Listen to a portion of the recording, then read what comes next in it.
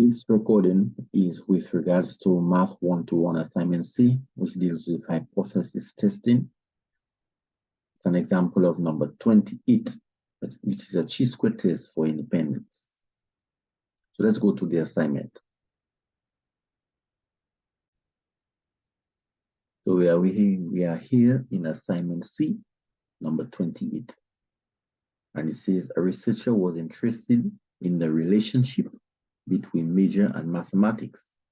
He hypothesized that there was a relationship between the variables, academic, major, and mathematics.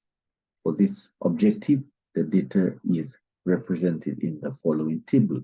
You are given the task of testing his hypothesis by first completing the topic, the research question, and the objective. So this is a test basically to verify whether or not there is a relationship or an association, because this is the word that is trending now. Association between those two variables, major and math score. And apart from association, you can say, are they dependent on each other or are they independent from each other? That's why they call it a chi-square test for independence.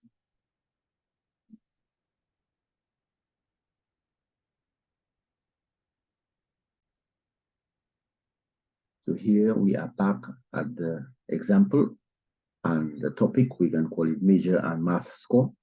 For the research question, is there a relationship between major and math score? Is there an association between the two variables? Is the score independent or dependent on major? These are different ways of paraphrasing that very same research question.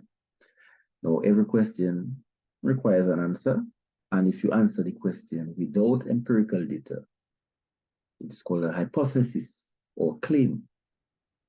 So the claim here, or the hypothesis, is someone saying that there is no relationship between major and math score. Score is independent from major. That's supposed to be major. Score is independent from major. That is the response to that research question. So that's the claim, that's the hypothesis. So here the correction was made. So the hypothesis or the claim is that there is no association between major and math score. Or you can say score is independent, from major.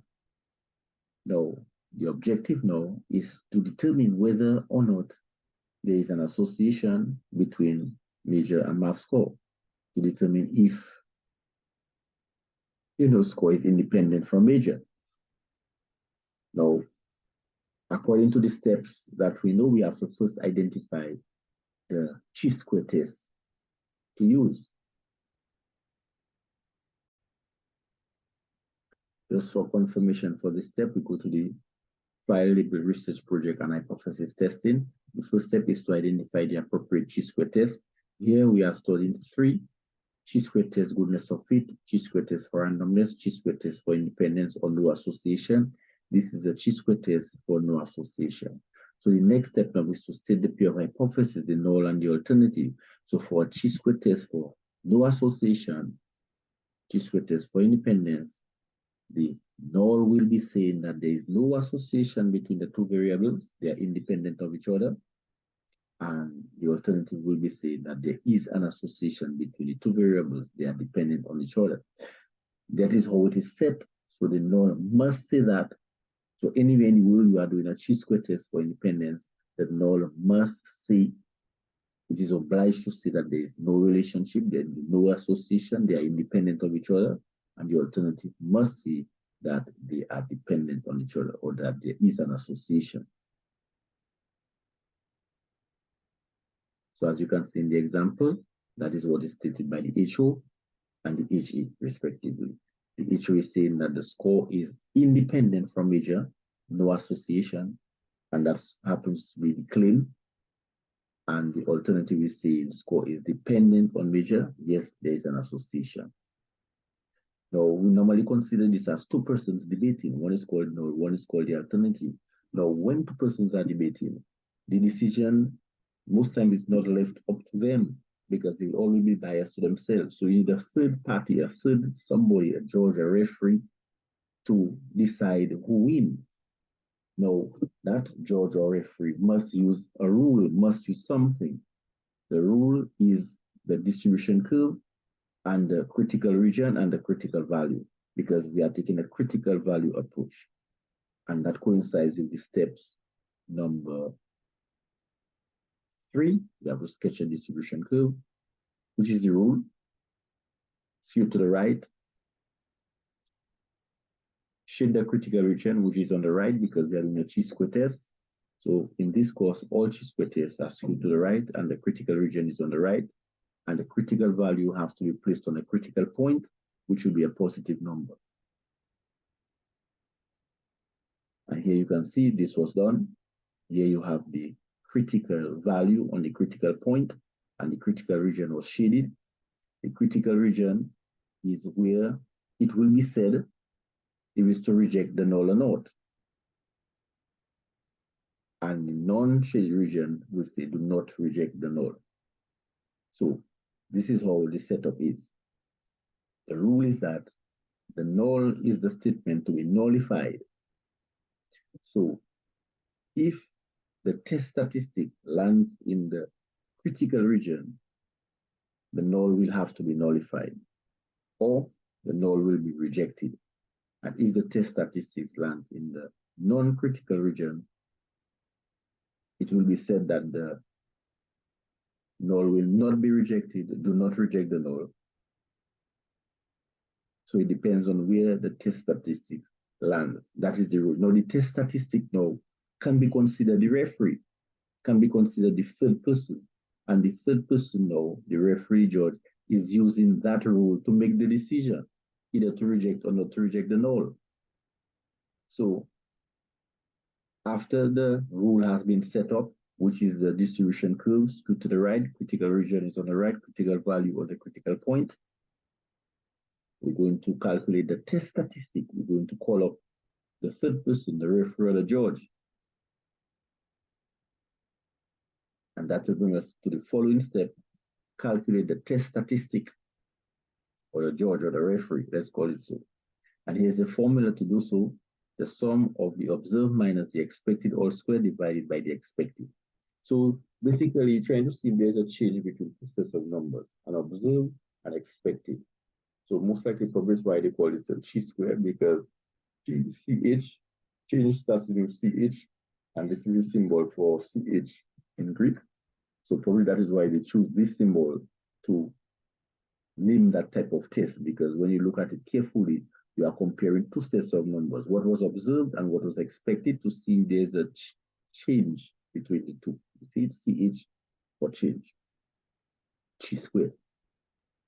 So whenever you see sigma, you have to think of a set of values you have to calculate. So you got to think of a table.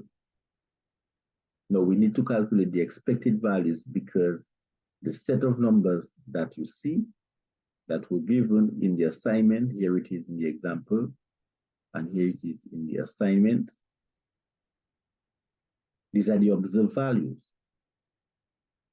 A group of students were summed up, were collected, and they were divided into two groups, the natural sciences and the social sciences. A test was given and the scores were recorded.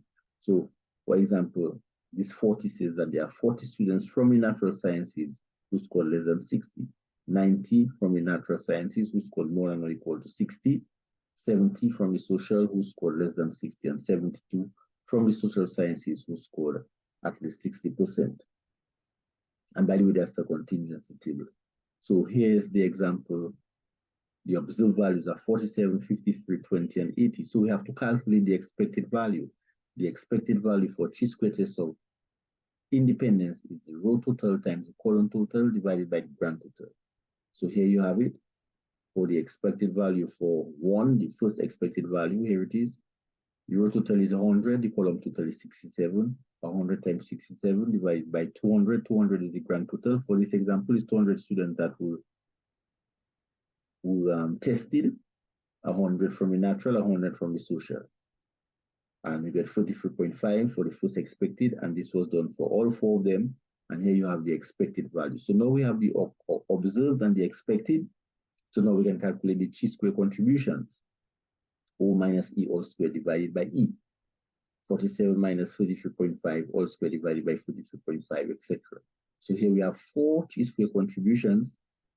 And when these were added up now, summed up, then we have the chi-square test statistic.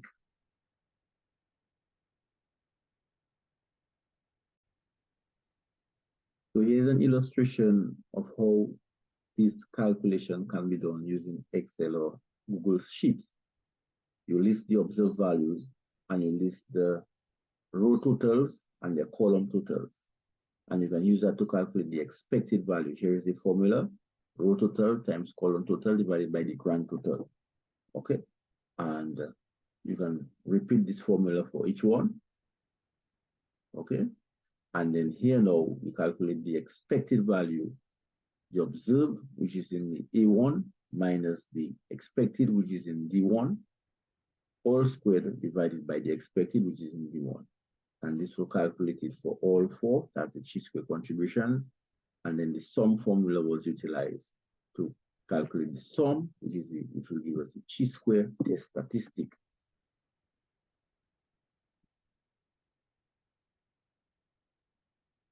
Which can be considered the judge. Now the judge now is going to use the rule to make a decision. Okay, so here's the test statistic, and it was plotted on the distribution curve, and as you can see, 16 is more than 3, so the judge have to say to reject HO. So that's the decision to reject or to nullify the null, and two persons are debating. The null statement was rejected, it was nullified, so we are left with the alternative. The alternative have won the debate, so we have to conclude with the alternative by saying, based on the data, and quote the alternative, that there is an association between the two variables, between major and max score.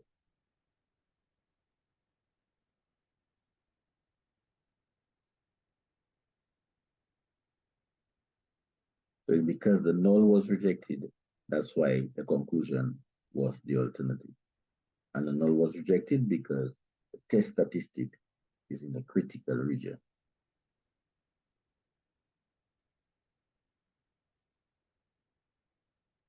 To summarize, we must begin with two hypotheses.